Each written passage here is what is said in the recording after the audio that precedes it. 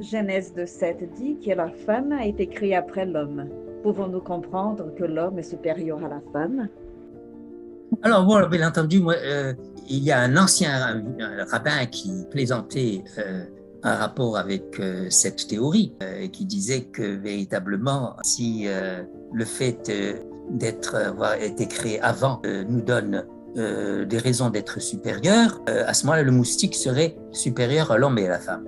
Alors, donc, l'idée de supériorité par rapport à l'antériorité n'est pas inscrite dans le récit biblique. Je dirais même plus que très souvent dans la tradition biblique, c'est celui qui vient en second qui finalement devient l'élu. On voit pour l'histoire de Jacob, pour les enfants, etc.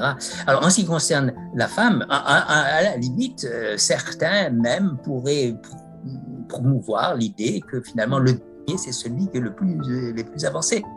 En fait, si l'homme vraiment arrive, l'homme est le véritable couronnement de la création, et bien, à ce moment-là, le dernier, c'est le couronnement de la création. Alors, aussi, à ce moment-là, si on commence à raisonner de cette manière, justifier l'idée que là, la femme ayant été créée en dernier, eh bien, l'homme aurait été en quelque sorte un brouillon, et puis la femme, c'est vraiment le propre, hein, donc c'est évidemment le.